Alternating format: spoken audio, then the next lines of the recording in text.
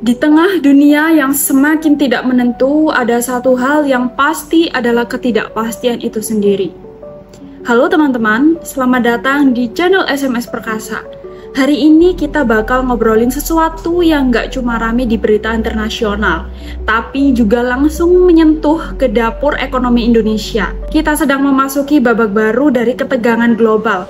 Tidak lain dan tidak bukan adalah perang dagang Amerika Serikat versus Tiongkok yang memuncak di bulan April 2025. Bayangin aja nih ya, dua kekuatan ekonomi terbesar di dunia saling balas tarif dengan angka yang bikin geleng-geleng kepala. Amerika Serikat menetapkan tarif hingga 145% untuk produk dari Tiongkok. Dan Tiongkok juga gak mau kalah nih. Mereka membalas dengan tarif 125% ke Amerika Serikat. Bukan cuma mereka yang kena dampaknya, tapi seluruh dunia juga ikut goyang. Dan tentu saja Indonesia juga nggak bisa lepas dari pusaran ini. Nah, pertanyaannya sekarang, di tengah gejolak sebesar ini, apa sih yang bisa kita lakukan? Dan apakah Indonesia hanya korban atau justru bisa menemukan peluang baru? Di video ini kita akan kulik bareng jawabannya. Jadi siapkan diri kalian karena kita akan menuju pada kajian di luar batas nalar manusia.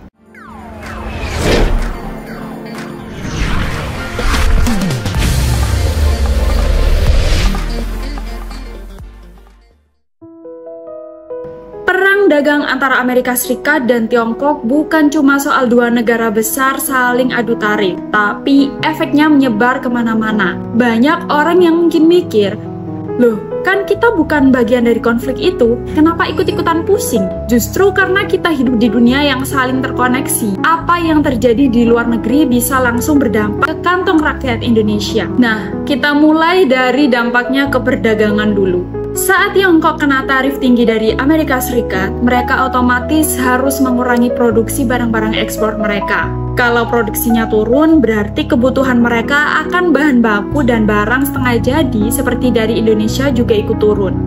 Kita jadi kehilangan permintaan dari pasar yang selama ini cukup luas. Di sisi lain, ekspor kita ke Amerika juga nggak aman nih.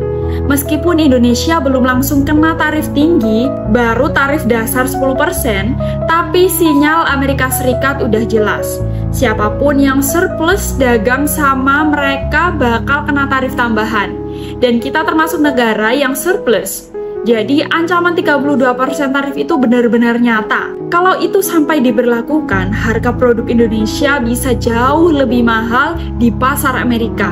Dan kita kalah bersaing sama negara lain. Masalah lainnya adalah ada potensi besar nih di Indonesia kebanjiran produk dari Tiongkok. Karena Tiongkok juga susah jual ke Amerika ya. Mereka bakal cari pasar baru, dan kita dengan pasar yang besar dan permintaan konsumen yang tinggi jadi target empuk. Kalau produk-produk murah dari Tiongkok membanjiri pasar kita, itu bisa memukul industri dalam negeri, terutama UMKM dan pabrik lokal yang nggak punya kekuatan sebesar itu buat bersaing. Jadi, tanpa persiapan, kita bisa kehilangan pasar di luar negeri sekaligus terancam di dalam negeri. Singkatnya, dari sisi makroekonomi, perang dagang ini ibarat badai yang datang dari jauh, tapi bisa bikin atap rumah kita bocor kalau nggak siap. Dan di tengah tekanan ini, kita harus bisa lihat mana yang bisa diantisipasi dan mana yang bisa dimanfaatkan sebagai peluang. Kalau tadi kita bahas dampaknya secara umum ke ekonomi nasional, sekarang kita masuk lebih dalam. Sektor mana aja sih yang paling kena imbas? Karena faktanya nggak semua sektor terdampak sama. Ada yang langsung kena hantam, ada juga yang masih bisa bertahan, bahkan ada yang justru punya peluang baru nih. Nah, kita mulai dari sektor manufaktur dulu. Yang paling rentan, sektor tekstil, pakaian jadi, dan alas kaki. Kenapa? Hal ini dikarenakan pasar utamanya adalah Amerika Serikat. Bayangin lebih dari setengah ekspor pakaian jadi Indonesia ke Amerika Serikat. Jadi begitu tarif mulai naik meskipun baru 10%, dampaknya langsung terasa. Produk kita jadi jauh lebih mahal di sana dan konsumen Amerika Serikat tentunya juga bisa aja nih beralih ke produk dari negara lain yang lebih murah. Akibatnya, produksi bisa turun dan yang paling mengkhawatirkan ada potensi PHK massal. Industri ini padat karya banget nih, jadi artinya menyerap banyak banget tenaga kerja. Jadi kalau goyah, bukan cuma perusahaan yang terdampak, tapi ribuan keluarga juga ikut terdampak. Ditambah lagi, pasar lokal kita bisa dibanjiri produk murah dari negara pesaing seperti Vietnam, Kamboja, bahkan Tiongkok yang juga cari pasar baru. Selain sektor-sektor yang tadi disebut, ada satu lagi industri yang gak kalah penting, yaitu besi dan juga baja. Industri ini sering dianggap sebagai urat nadi pembangunan, karena jadi bahan dasar buat segala hal. Dari konstruksi gedung, infrastruktur jalan, sampai ke otomotif dan juga alat berat. Tapi di tengah perang dagang Amerika Serikat versus Tiongkok ini, industri besi baja Indonesia juga ikut goyang nih. Salah satu tantangan utamanya adalah potensi banjir impor dari Tiongkok. Ketika Tiongkok kesulitan menjual produk bajanya ke Amerika Serikat karena tarif super tinggi, mereka pasti akan cari pasar alternatif dan Indonesia adalah salah satu target utamanya.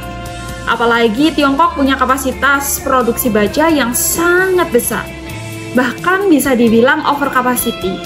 Kalau produk mereka masuk ke Indonesia dengan harga yang super murah, ini bisa bikin produsen baja lokal tertekan habis-habisan.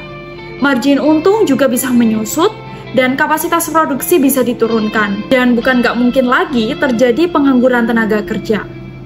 Masalahnya Indonesia sendiri ini masih cukup terbuka ya terhadap impor baja, terutama jenis-jenis tertentu yang belum diproduksi secara massal di dalam negeri. Jadi kalau regulasi pengamanan pasar dalam negeri nggak ketat, bukan cuma industri hilir yang terganggu, tapi rantai industri besi baja nasional bisa ikut melemah. Tapi bukan berarti semuanya gelap nih ya. Di sisi lain, ada juga peluang. Kalau Indonesia bisa memperkuat kebijakan anti-dumping, memperketat pengawasan impor dan dorong penggunaan produk lokal untuk proyek infrastruktur nasional, maka industri baja bisa jauh lebih kuat.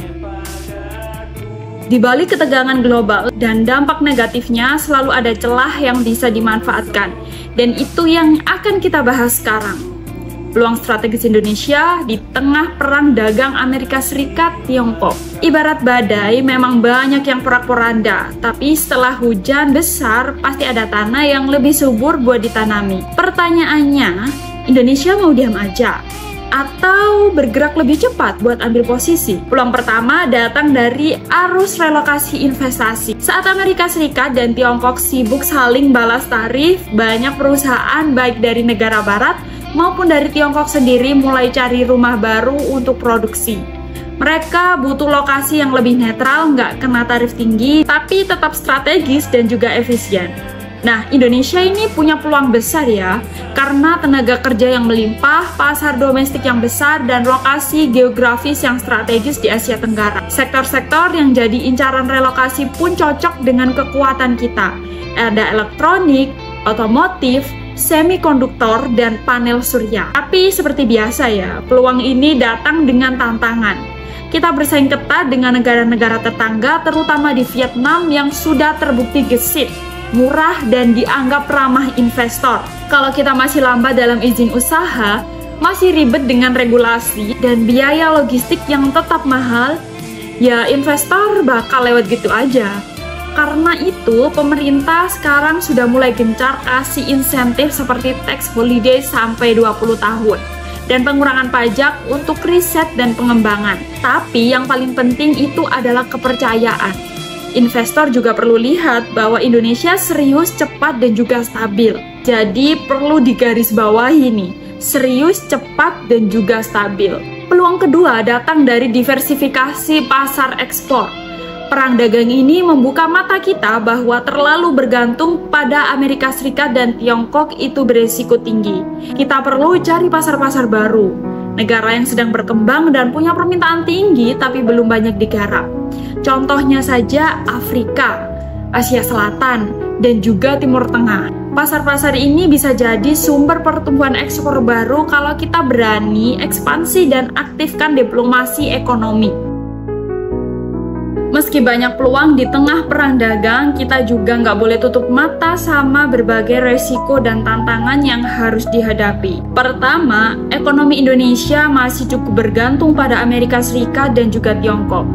Kalau dua negara itu bermasalah, ekspor kita bisa turun, harga komoditas juga bisa jatuh, dan pertumbuhan ekonomi juga ikut melambat.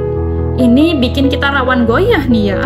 Dan di sisi geopolitik, tentunya posisi Indonesia juga nggak mudah. Kita juga harus hati-hati menjaga keseimbangan supaya nggak terseret konflik dua kekuatan besar ini ya. Karena ketegangan di Laut Cina Selatan juga bisa berdampak ke stabilitas kita, terutama di wilayah Natuna. Tantangan lainnya datang dari dalam negeri. Birokrasi yang ruwet, aturan yang tumpang tindih, dan biaya logistik yang masih mahal, semua ini bikin investor mikir dua kali sebelum masuk. Selain itu, sumber daya manusia kita juga harus siap. Ya, karena kalau investasi datang, tapi tenaga kerja kita nggak kompeten, ya manfaatnya juga nggak bakal maksimal. Dan yang nggak kalah penting nih ya, adalah konsistensi kebijakan. Jangan sampai satu kementerian dorong ekspor, tapi yang lain malah bikin aturan yang bikin ekspor itu makin ribet. Kalau nggak kompak, kita bisa kehilangan momentum. Jadi jelas, peluang cuma bisa dimenangkan kalau kita juga bisa selesaikan tantangan-tantangan ini secara serius dan juga cepat. Dari semua yang kita bahas, jelas banget nih ya, perang dagang Amerika Serikat dan Tiongkok itu bukan cuma urusan dua negara besar. Dampaknya nyata, terasa sampai ke Indonesia, dari mulai perdagangan, investasi, hingga industri-industri penting kita. Tapi di balik tantangan itu pasti selalu ada peluang. Jadi jangan berputus asa, karena Indonesia bisa jadi tujuan relokasi investasi, bisa ekspansi ke pasar baru, dan bahkan punya potensi besar jadi pusat produksi regional. Jadi gimana nih menurut kalian? Tulis pendapat Anda di kolom komentar ya. Anyway, terima kasih karena telah menonton video ini. Jangan lupa like, comment, share, dan juga subscribe agar tidak ketinggalan info menarik lainnya. Oh ya, buat kalian yang ada di dalam dunia konstruksi, untuk download Outlook Konstruksi Indonesia di 2025, bagaimana industri konstruksi nanti ke depannya, dan agar kita semua tidak salah jalan, kalian bisa mendownloadnya di link yang ada di description box. Kalau gitu, sampai jumpa di video selanjutnya. Salam perkasa!